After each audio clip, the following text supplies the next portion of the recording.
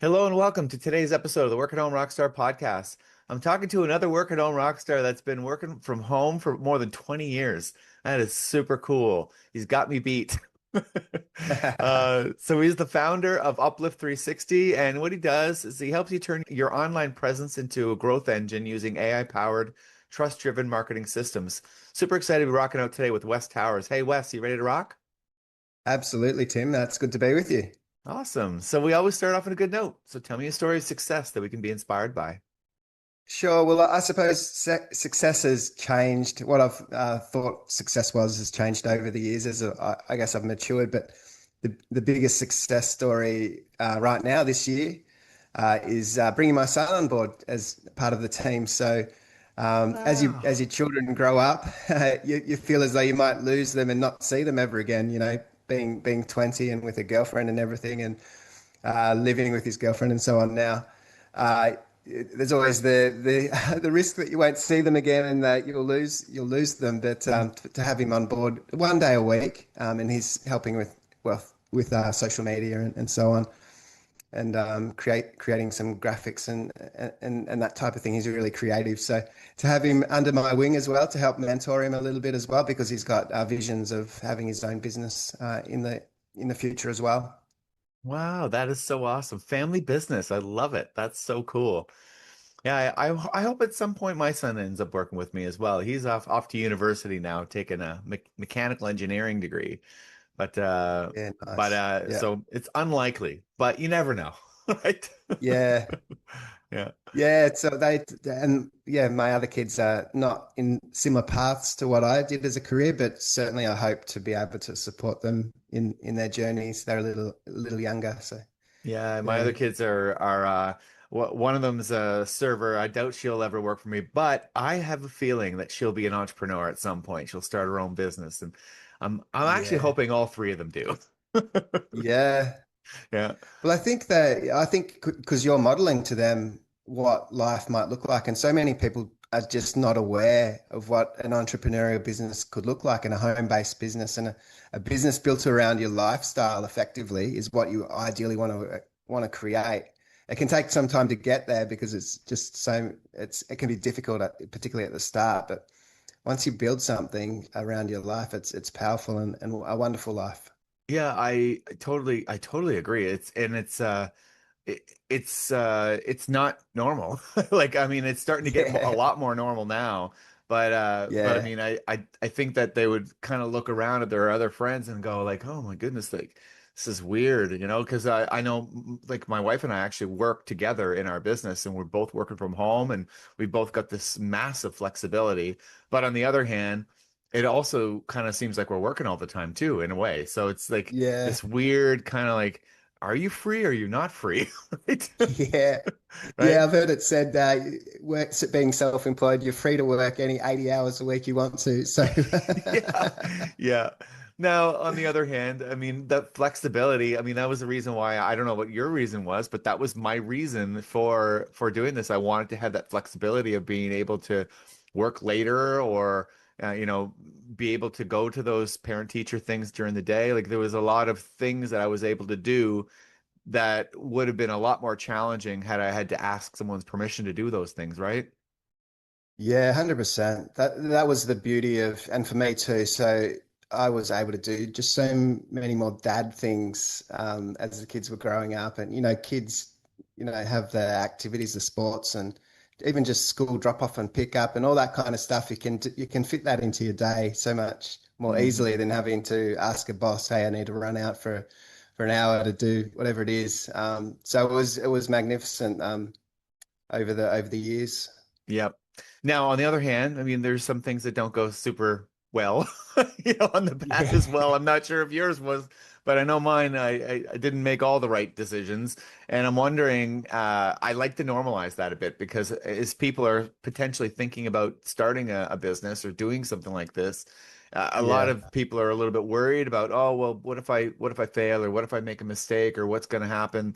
And I Yeah. like to make sure that people understand that, hey, you know what, that's part of the process. And you can get through it. And so I'm wondering, can you share, a big one that we can learn from? Oh man, I've got so many stories that fit into that line of thinking.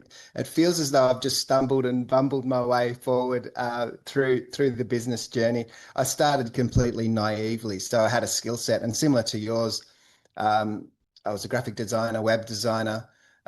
Always had a vision of starting my own business, and I suppose, like most of us, we see what our employers charge us out at, and you see, oh wow, that's pretty enticing. They're only paying me a small fraction of what that is, and so it's pretty seducing, I suppose, just to see what the income might be. But so to start out in business, I had the skill set to do the work, but I'd been to a couple of client meetings, but said nothing. Just attended with the salespeople, didn't know how to do, the bookkeeping and the proposals and any of that Oh. stuff, and Mhm. all the legal stuff you got to get sorted out too, and the tax, and just so much. I had no idea, no concept. I was pretty shy to show up. I remember sweating so much, just going to the first couple of potential client meetings Yeah. and so on, and but bumbled and stumbled my way through, and um, just learned the hard way. That's just this. That's just the start. It just feels as though there's always a lesson to be learned. There's always a challenge. There's always an obstacle, but that's human growth. Hmm. I enjoy it. I enjoy the challenges that it presents. Yeah. Well, I mean, you learn really quickly why there's a discrepancy from what they pay you and what they get paid for you per hour at Yes. they bill when they bill you out, right?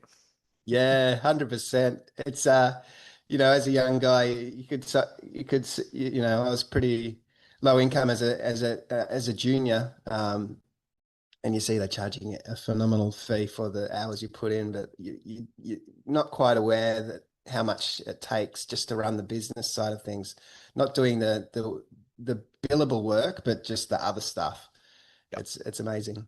Yeah, well that's just it, right? I mean, like I keep saying that when you start your business, you usually, like you say, you had this skill, and oftentimes it is very similar to what you just said. I think it's like you recognize or you see how much they're billing you out at, and you're like, come on, they're taking so much Yeah, I money know. from me, and whatever it is, and then you start your business and you realize that you're doing like 80% of what you do has nothing to do with that billable thing that you're doing. It's all this Yeah, I other know. stuff.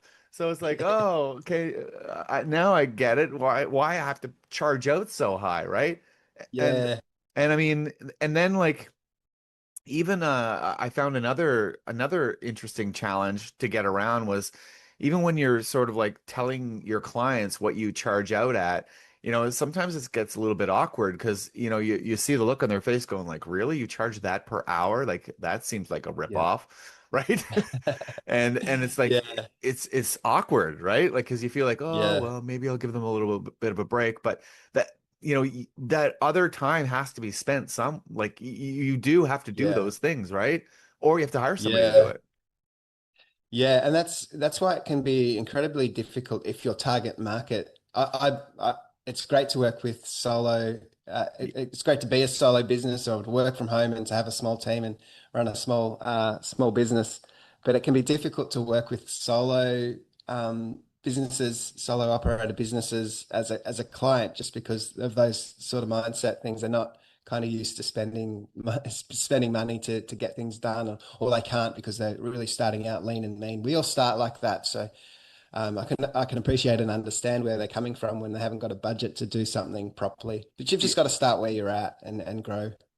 Yeah, that's an interesting topic too, because I mean, when you're speaking to like when you're running your business and your clients are solopreneurs, like you say, or people that are Yeah, just starting their business, they've got a job, they're working on the side, they don't really understand that the same yeah, way that you didn't when you first got started, right? However, when you start to work with bigger size businesses, it seems like they don't even blink an eye at some of the prices, yeah, but it's because they get it, right? They yeah, understand why the hourly rate is so high. It's not because that that particular, like they could get a junior for sure. They could hire a junior to do that and hire them on as an employee, but now they have to pay their taxes. There's a whole bunch of other things that come into play that a Yeah. big business will Yeah. understand, but the small businesses don't necessarily understand that, right? Yeah. And the bigger guys, they just want a specialist who does the work really well and they want to be hands off and know that it's just done. You know, they don't want to have to handhold a junior in the office. And I think that's kind of the way work is going to have specialized freelancers in niched fields, I think is Mhm. the way of the future, especially with the technology these days. I mean, things have transformed Yeah. phenomenally over the years, but over the last few years, it's been crazy, crazy exciting and terrifying sometimes. Yeah. Yeah. Well, I remember when I was still working in the cubicle over 20 years ago, the Yeah, company that I was working for was a high tech company. It was during the burst of the bubble. And that company was already sort of transitioning out of hiring employees and trying to hire contractors instead.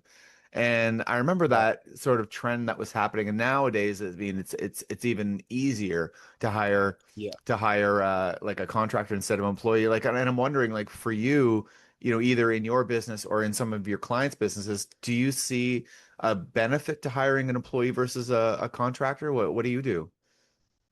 Yeah, so I have a team in India and Philippines, so they're obviously remote to me. Hmm. So, and it's because I'm a home-based business, I can't have people here all the time. I mean, my son comes in to work here, and that's just so I can spend time with him. He could do it at home, Absolutely. but Yeah. I trick him into coming to the office, and we have lunch once a week and all that kind of fun stuff. So, um, yeah, but the everything's digitalized, and I suppose that was the for what I do. I mean, we're making websites, we're doing SEO, search engine optimization.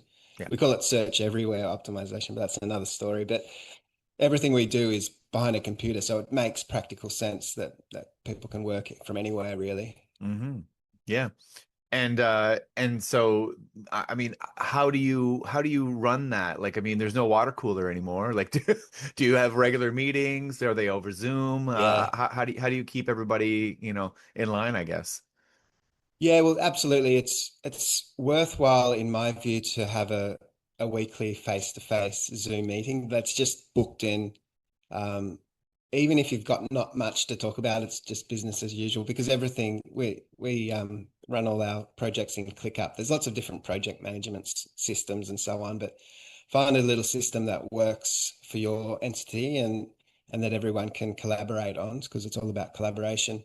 Hmm. Um, but I think it's really worthwhile just to have that once a week call, even if it's just to see the person and just to remember they're a real human, that it's just not a digitalization of everything. So, I mean, those meetings are very rarely anything much that we need to talk about at all because everything's in the platforms that we're using. So day to day. So, but it is good to stay connected because people have issues as well. You know, you want to know if someone's got a massive life circumstance that really might be Yeah. affecting everything. They should become your friends. You want people, you want to build that relationship. So the downside of being remote to everybody is the relationships can be lost. So you've just got to work a little harder to maintain that.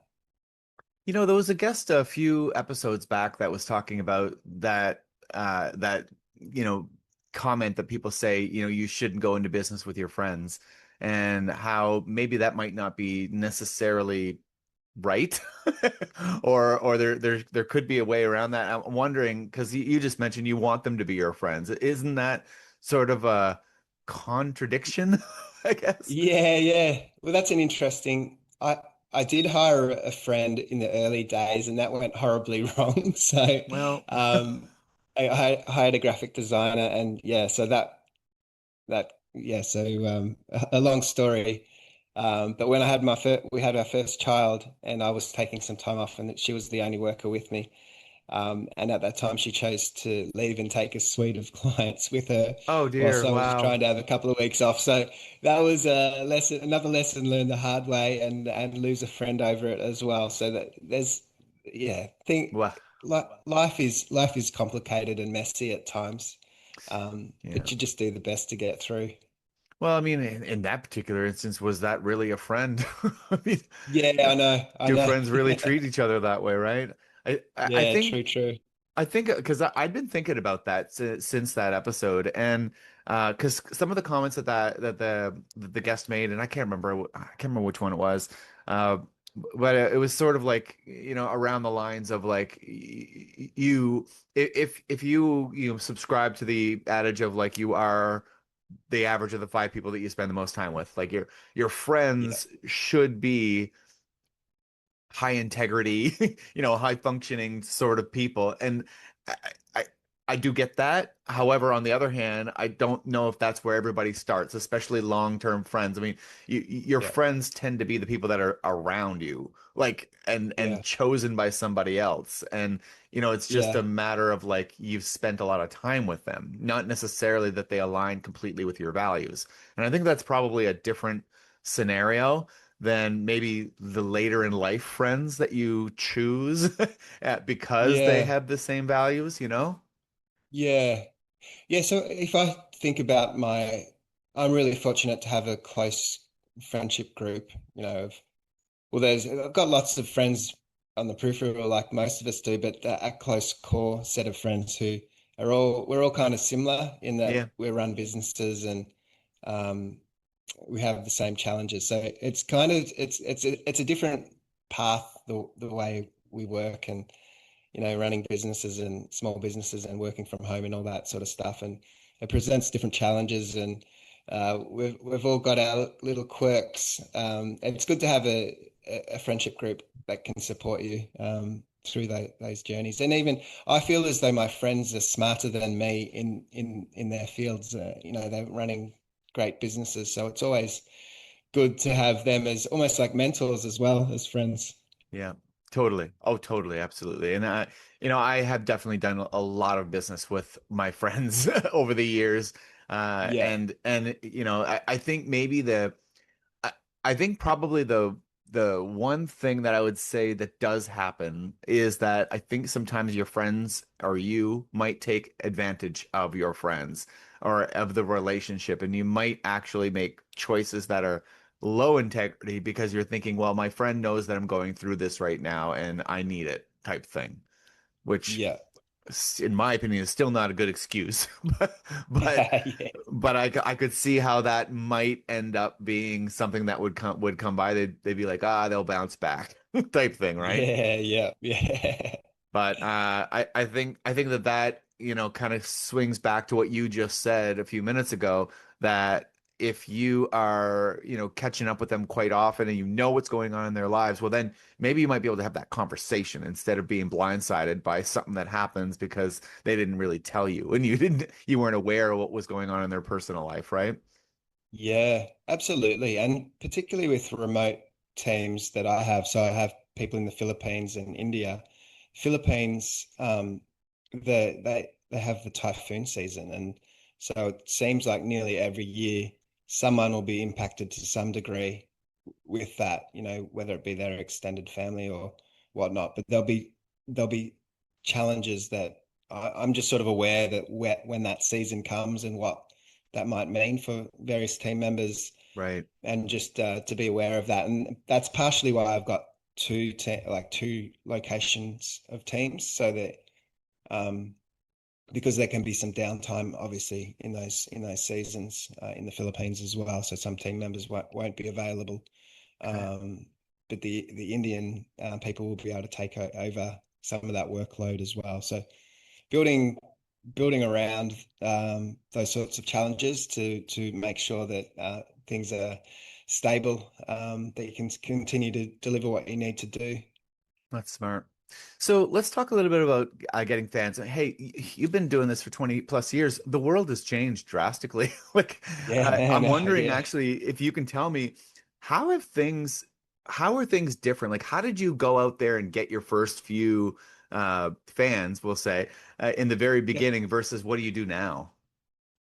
Well, yes, as I said, starting the business, I was completely naive, and I started way earlier than I thought I would, simply because an opportunity came up. There was another guy who I knew. I didn't know him very well, but I knew him enough that he was trying to run a business similar service to what I now do. Mm. And so he was just saying, I've had enough. I'm not making enough income. I'm throwing this in. I'm going to go get a real job. So just go work for somebody again. And I said, well, what are you going to do with the few clients you've still got left? And he said, well, you can have them. And I thought, okay, well, I will have them. And so he handed them over to me. There wasn't much. There was a little bit. And so it was a way to start with something.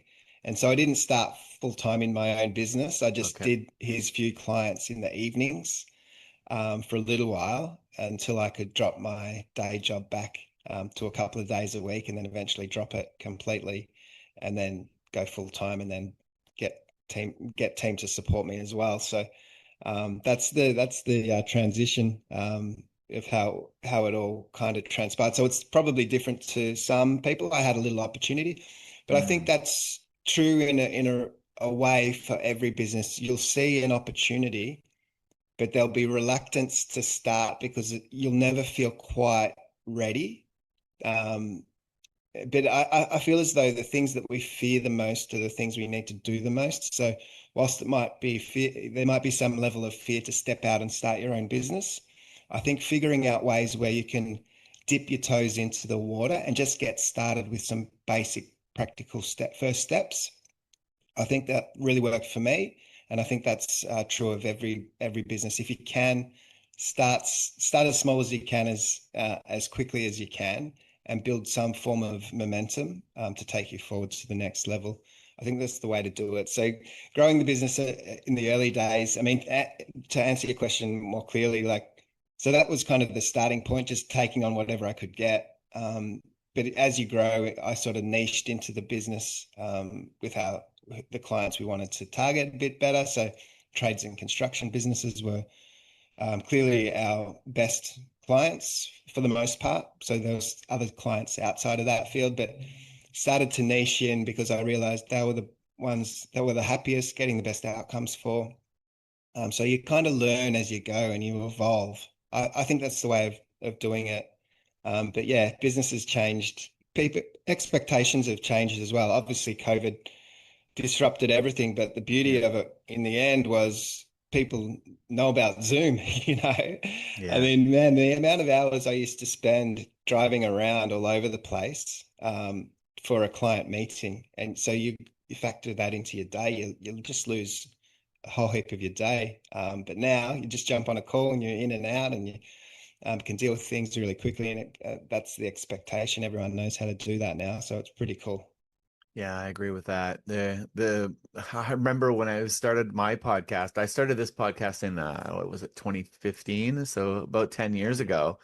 And the reason why I started in the first place actually was because I wanted to have basically teach people the things that I didn't know when I first got started. I wanted to be the resource that I would have been looking for, right? And Yeah. a lot of it kind of like stemmed around that 80% thing of like, man, there was a lot of stuff I didn't know, right? And Yeah. but I just remember to me it seemed logical that people would work from home, and I thought that it would grow over time. I was like, you know what? I mean, give it a few years, I bet you most people will be working from home if they can. And I did not expect something like lockdowns to start happening, and then all of a sudden people are Yeah. forced to do it, right? Yeah. So it happened a lot more sudden than I had expected. I thought it'd be a lot more gradual, but I mean, like you say, the silver lining of that is that it has now afforded a lot of people that didn't have that opportunity to do this, right? And even in companies, I know that it just baffled me that so many companies were just anti working from home. Like they would not let their Yeah. workforce work from home. It was just this very, very bizarre idea that they weren't going to be productive at all. And Yeah. I do kind of see that there are personalities that some personalities work better in an office and some personalities Yeah. work better at home. I know for me, I Mm. work better at home. I don't know about you, Yeah. but I mean, you put me in any company, I will be far more productive at home than I will be sitting in the office and getting interrupted by everybody every few minutes, right? So I Yeah. think that there are some personality differences, right? Yeah, absolutely. For me, there's a bit of a balance. I mean, I love to work at home because when I'm working, I'm really working and Yeah, focused. And don't talk to me, don't disrupt my thinking at flow. the time because I'm dialed in. So that's the beauty of being at home and just focusing. But I also chose to live in a spot which is we're right in town, in the, kind of the business district. So if I go downstairs, we're in an apartment. Um, if I go downstairs, it's the business world and community. So I still feel connected to people as well. So for me, that's a great balance. I know not everyone can just move, Yeah. but it's about creating a balance that works for you. And there's other ways to connect if you have that craving for people and connection. I mean, there's networking groups you can go to, and there's a whole bunch of other things you can do to have people. If you're a people person, I am a people person. I like to connect, but when I'm focused, I work. When I'm talking to people, I do that. So yeah, just getting that balance right for the individual, I think, is important. Right. I like to talk about practicing because I say this sometimes, especially in music. Every great guitar player was once a very bad guitar player, right? Yeah. It's just there, you have to get to that point. And in every industry, in every business, you're going to improve over time, as long as you have some sort of practice. And I'm wondering, do you have any practices or what practices do you have? Yeah, well, the it feels as though there's always something new to learn, and so I feel like it's kind of an industry, as you know, it's kind of an industry where you never feel like you've arrived because something there's new on the Yeah. horizon, and that's increased with AI and the transformation of how we do things and get work done and all that. So it's just a matter of staying educated, and I watch a lot of YouTube, so I listen to a lot of podcasts about the new and the latest tools. So I'm being educated, and even sort of a little bit divergent type of scenarios. I guess if you were to liken it to music, I don't stick to just listening to my own um, style of music. I'm listening to other broader influences to keep Hmm. me sharp and keep me unique and thinking about the world and what people might need. Because we're at the end of the day, we're producing marketing outcomes, so we need to understand the world in which we're working and what might be influencing people. So to stay connected, and that's the beauty of things like YouTube and not I mean, just the mainstream media we used to live upon years ago, but now we can listen to really niched and specific things that we need to learn about. It might be software, different opportunities. Podcasting. I plan to start my own podcast next year. I'm just guesting on a lot at the moment, and so just to be able to watch a whole bunch of different YouTubers on different podcasting platforms and the pros and cons, and then just to try them. That's kind of how I do life and do business. Yeah. Yeah, it's the information is a lot more on demand rather than just kind of like broadcasted out to us nowadays, right?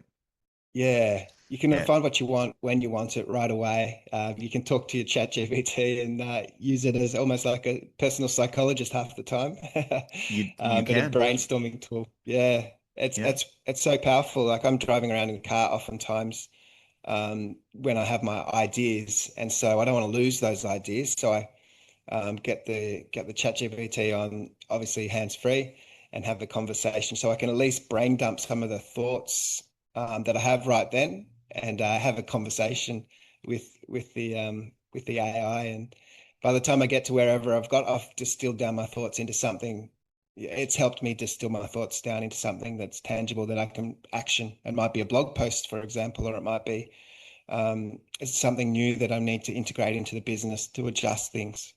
Yeah, I think the voice activated part of ChatGPT is one of the biggest game changers of the whole thing because I don't know about you, I'm more of I'm an extrovert, which, as I understand it, means that I think out loud. I need to speak it, Yep. right? Yeah. Whereas a lot of introverts are the opposite. They think it and then they say it, right? So for me, talking things out is how I get to a point, and if I'm alone, it's weird. Just, speaking to Yeah. myself. And so here I Yes. am, I'm speaking to my wife, and she doesn't quite understand what I'm trying to say. And so it's confusing. And then And but Yeah, with this whole, this machine that I can speak to and it speaks back to me, and like you can get yeah, quite a bit of work done and you can flesh those ideas out. I mean, sometimes they're just terrible and it comes out pretty yeah, quickly. And you didn't have to take anybody's time in order to do that, right? It was an yeah, actual machine that did it for you, right?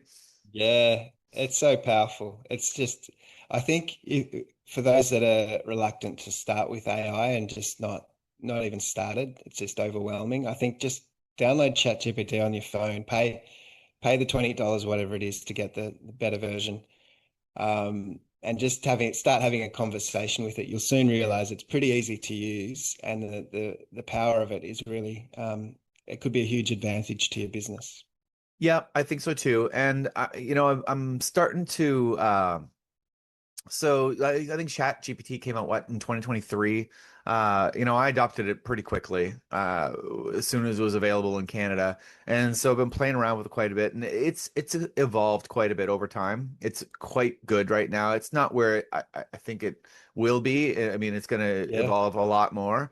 However, yeah, for the people that are afraid of chat, or of AI in general, I think the issue here is that it's going to go no matter what we do. Like it just it yeah, is. There are people that are pushing this forward, and I think it's actually more dangerous to not get informed on what it is, because now we're basically just going to be doing whatever the six people who are running the show are going to be pushing us towards, and we won't really have a whole lot of input because we won't really have a whole lot of knowledge of what's going on. But the more people that are understanding AI and understanding what it can do, what it can't do, where it's dangerous, where it's super helpful, I think mm, that we'll have more of an interesting conversation on where we want this to go, right? Because I think a lot of people yeah, look at the Terminator movies and think, "Oh my God," and hey, you know what? That is totally possible if we're not yeah, careful.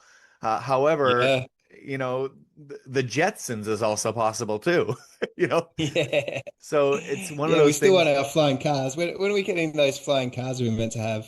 I know we're supposed to have flying cars and we're supposed to have robot butlers and all those things, but Yeah, I do think that that stuff is also possible. However, I think we do need to get into this conversation. We need to understand what it's doing, what it's not doing. I mean, it doesn't take you very long of using yeah, ChatGPT to realize that it is cool, but it's also very dumb in a lot of ways too. yeah, I mean, it'll tell you the weirdest things. Like you really do yeah, have to direct it. It's not yeah. just magic, right? So 100%. You still need expertise in whatever it is you're doing, but it can just help get you there faster. I mean, there's trouble. It's probably similar for what you're doing. Sometimes you're building a website and there's some sort of bug in there, and it used to be like a needle in the haystack. So we do WordPress websites. I'm not sure what your software yeah, you we use, do but too. yeah, so you use a set of plugins, so effectively different pieces of software that do different things in the website, and sometimes they don't necessarily play nicely together, or something's not supported, or something breaks, and so it can be like a needle in a haystack to figure out what's causing this issue. But now you can troubleshoot and find that needle in a haystack super fast, just Yeah. because you can run the code through AI and it'll find it. It's just phenomenal, but you still need the skill set in which you need to understand what the plugins and the WordPress and all that kind of stuff. Yeah. It's just that you find the issue quicker because it's helping you do that. Yeah, yeah, I've found the same thing. I found that I can find issues really quickly, but then I try to get the AI to fix it, and it will not. I get into such big arguments with it because it keeps on like keeps on reverting Yeah, back and doing stupid things, and I'm like, ah, I thought you were just gonna do this for me, and it does not just do it yeah, for you.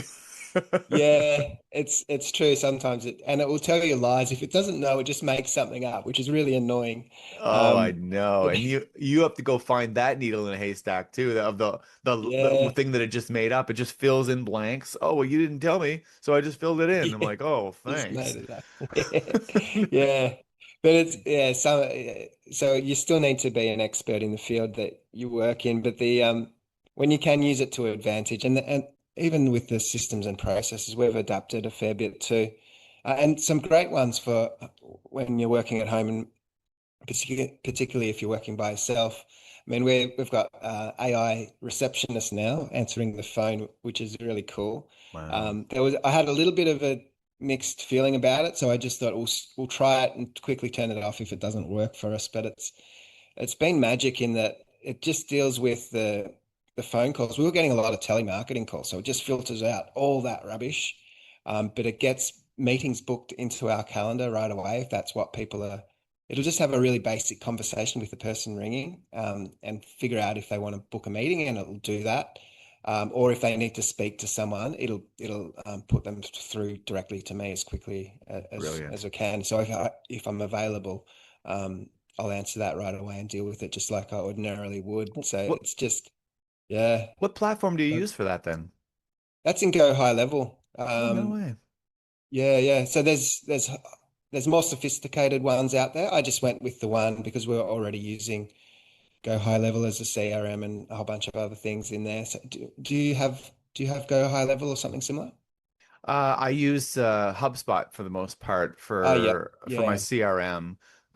yeah, But I've used Go High Level several times with different yeah. clients, and so far I haven't really liked it a whole lot. However, I think it's improving quite drastically, especially with the white label type stuff, right? Yeah, it's just got so much in there that I think Mm. the problem with it is it's just overwhelming, and sometimes I feel as though they're just adding more capabilities, but not really refining and polishing it as best as it could. Yeah, I So agree. I think they would be better served if they stopped adding new stuff and just got the stuff that they have Uh, got working a bit better. It's a little bit clunky at times. yeah, that frustrates Um, me. yeah, yeah. So, but yeah, it's working well for us, and because we're a bit techy as well, we can figure it out. We Correct. can figure out what the clunks are and work around them. So, but it might not be a great fit for other businesses who are less tech savvy. Yeah. So tell me, it's time for your guest solo. What's exciting in your business right now? Yeah, so well, launching a podcast next year, that's super exciting for us. But Yay. just the changes of the industry are really exciting. So as I said, we're doing search everywhere optimization. We've done SEO. Do you do SEO as well as part of your service offering? I do some basic stuff, but I'm not an SEO Yeah. expert. Yeah. So we've done it for many, many years. And so it's kind of been a challenge in some ways recently because obviously SEO, for people listening who might not understand, search engine optimization, it's an Hmm. attempt to show up as highly as it can for as many keywords as you can. So keywords being something that people might search in Google, and historically it might be service and location. So plumber Melbourne, and people would search that, hopefully show up number one or close to that, get Hmm. traffic to the website, get some business as a result of that. That was nice and simple and easy, and we would work on a number of keywords for clients and grow their traffic and get them more business. And it was super, super easy to demonstrate the value of it. But then AI overviews comes on board, and less traffic was coming to websites. And so all of a sudden clients were saying, hey, you've worked with us so long and you've always increased our traffic. Why is it going the opposite? Why are we Yep. getting less traffic now? So that was a difficult challenge to discuss with them, but to show them they were still getting the same return, same quality of leads coming through. It was just that less research based traffic was getting to their website. So, to adapt our service offering to facilitate the new search everywhere optimization, it's not just about Google anymore, it's about showing up in large language models. So, helping our clients show up in ChatGPT when people are searching for a service or a product that they Nice. offer, and particularly in the local region. I mean, we had a great story of a client just gave me a call and said, hey, thanks so much for the work you've done. We've just won a $140,000 client as a result of showing up on ChatGPT. So, Wow. um, yeah, that's the beauty of that's exciting. It keeps me on my toes because it's obviously changing super fast, but the benefits of being able to get those really solid successes for clients, it keeps me excited. Uh, Day to day. So that's what it is. Amazing. So how do we find out more? Well, yeah, uplift360.com.au is the business website, and you can book a strategy call with me there, and happy to discuss how it might work for any individual. Awesome. Love that. So, hardest question of the day here. Who is your favorite rock star? Oh, favorite rock star. Wow, yeah, that's pretty cool. I'm gonna go on a slightly different. I'm gonna choose a local. I think a rock star. Uh-huh. He sings at the bar just near here. Yeah, Luke Biskin is his name. And so Cool. you will find he's on Spotify and so on. But he's my favorite, so I know him reasonably well now. Um, just a local muso. Nice. It's nice when you walk into a place and they know your name, right? Yeah, that's it. That's it. That's awesome. Right on. Well, thank you so much for rocking out with me today, Wes. This has been a lot of fun. Yeah, great. I've really enjoyed it. Thanks, Tim. Awesome. And to the listeners, make sure you go to workathomerockstar.com for more information, and we'll see you next time on the Work at Home Rockstar podcast.